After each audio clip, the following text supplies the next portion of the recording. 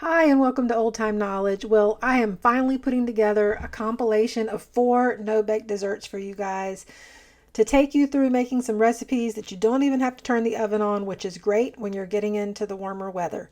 The first one is banana pudding. Super quick, super easy. We love this. It just calls for the instant vanilla jello pudding. Some people ask, why don't you use the banana? Well, because we've always used the vanilla. We don't need it to be artificial banana flavor plus bananas. We just use the vanilla flavor and then bananas, and it's really nice. So that's what we do. Line the bottom of your little Pyrex dish with some vanilla wafers. You mix your instant pudding, and I'm going to have quantities for everything in the description below. Well, a link to the blog post with the quantities for everything in the description below. So make sure you check that out. So anyway, you mix this up until the pudding starts to get thicker. And you might have to do more than 1 box of pudding. It just really depends on how much you want to do. It's not like you only have to do, 1 box of pudding or 2 boxes of pudding. If you have a great big Pyrex dish, you're going to do more boxes of pudding. Anyway, I had the vanilla wafers in first. I poured the pudding in, and it's sort of soaking into those vanilla wafers, and that's delicious. And now I'm just slicing up some bananas in there.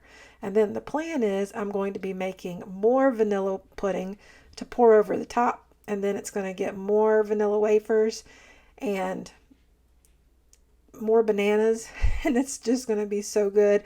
And then at the very end of everything, I'll be topping it all with Cool Whip.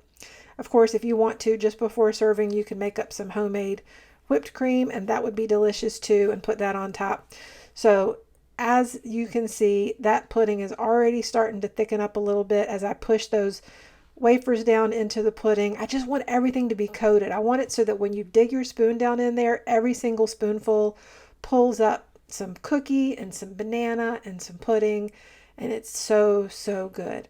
And you really want to make this at least probably an hour or two before you're going to serve it, because you want everything to just sort of merge together really nicely. So this is more pudding, and I'm getting ready to dice up or slice up some more banana to go on top. And of course, I've sped everything up in this version of the video because you're busy, right? And you want to get through these recipes quickly so you can learn how to make all these desserts really fast.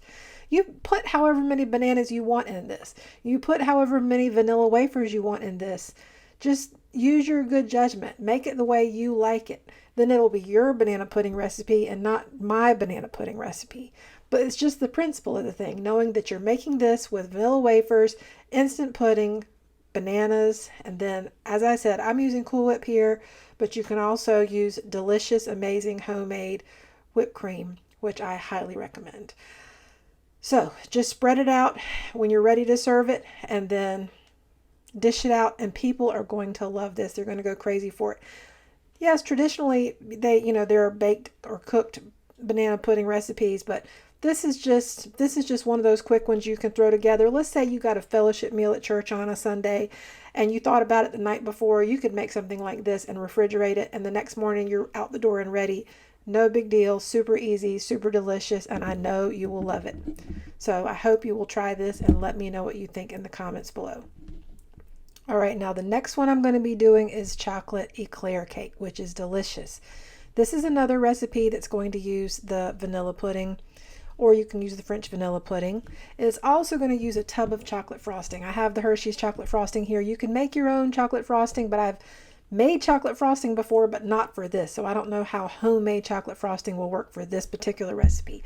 This one uses graham crackers in the bottom instead of vanilla wafers. Again, I'll be putting all the ingredients in the show notes below, or the link to the ingredients in the show notes below, and then you can adjust this to the dish that you're using, but in this particular one, I'm using a 9 by 13 casserole dish. So I've got about 3 packages of graham crackers, and the idea is you want to line your baking dish, your casserole dish, with the graham crackers. And then once you've done that, you're going to be mixing up your pudding, and you're going to be pouring half of your pudding over the top of your graham crackers. I'm going to speed everything up here so that you don't have to watch me slowly do this, and you'll see what I do. And also, by the way, if you have any graham crackers that break, it's not a big deal. Don't worry about it, because like I say, it's going to be on the bottom. So You need to have your Cool Whip ready because you're actually going to be mixing your Cool Whip in with your pudding when you mix your pudding. And go ahead and dump both packages of pudding in the bowl, and you're going to go ahead and add your 2.5 cups of milk and get it all mixed up really good. It's going to be liquidy, and you're going to kind of work fast and get that Cool Whip mixed in once everything's stirred around and incorporated really good. I'm speeding it up even more. All right, there we go. So you see now that's starting to just thicken up just a little bit. So that's the way you want it. So then you're going to get that Cool Whip, and you're just going to go ahead and empty that in there. And then you're going to mix that up really good. And you're not using that whole huge tub of it. You're going to use the equivalent of what would be like in like a regular size tub of Cool Whip. You can use as much as you want, but I'm just telling you, you're going to use about as much as you would use like in a regular size tub of Cool Whip. And just make sure you stir it in really good. And this is just going to make it nice and fluffy and good between the different layers of graham crackers. So now I'm going to start spreading this on top of these graham crackers. And once I've got the first layer all spread out, then guess what? Comes another layer of graham crackers. And I'm just going to keep repeating this until the whole dish is covered again, and I'll be breaking these little pieces to fill in at the end. All these graham crackers are going to soften up with the pudding.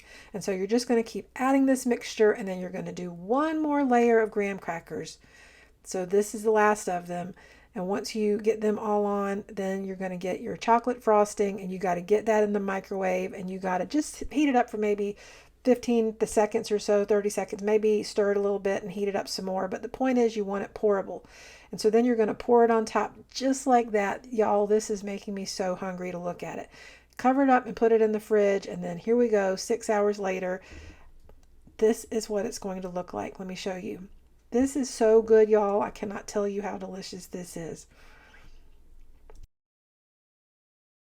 I'm going to serve up a little bit just so you can see what it looks like. And then let me get you more of a close-up. This is yummy, yummy. I know how this is. Everybody's going to love this if you make it.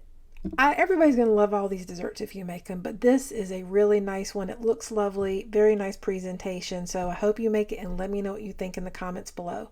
Next up, we're going to be making no-bake cookies with chocolate and peanut butter and oatmeal. These are an absolute classic.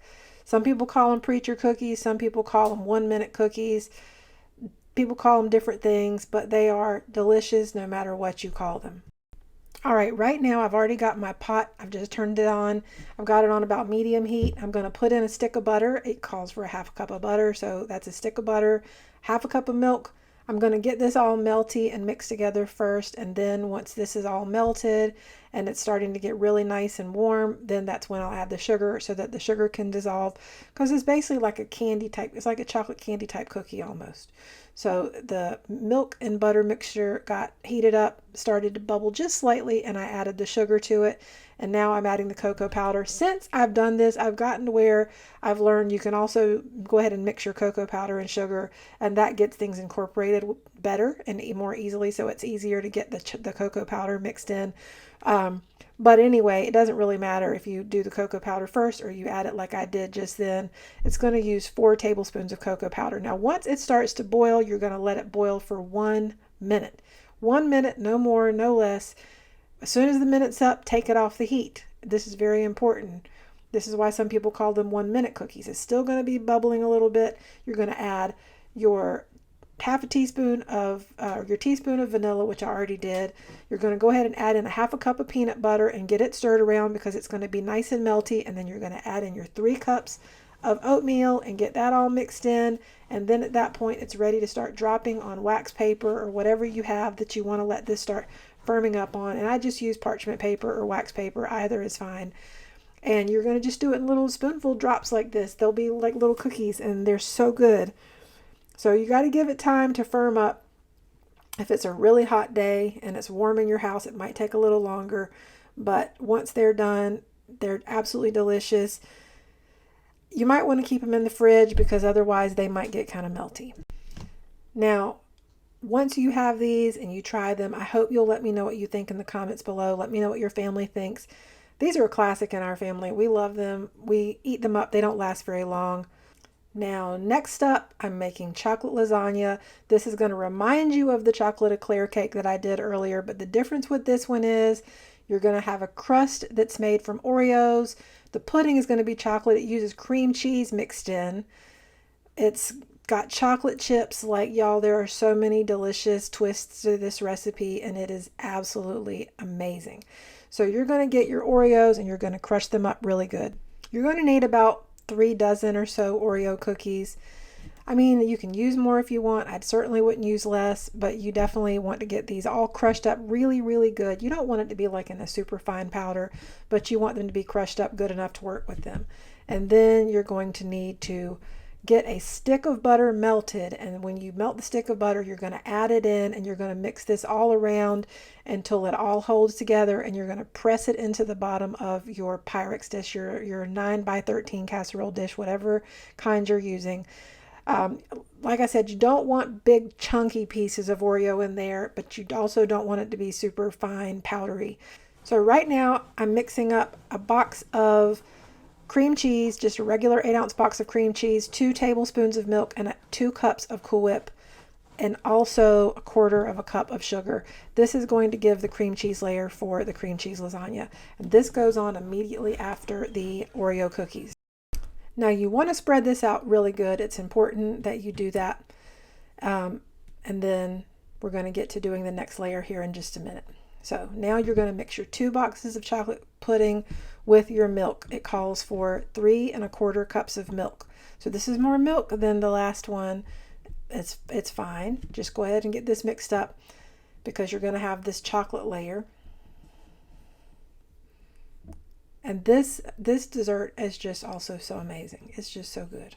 I'm looking at this, y'all, and I mean, like, I'm looking at all these dessert videos back to back, and I'm just thinking, oh, I want that one, and I want that one, and I want that one, because they're all just amazing. They're all so good.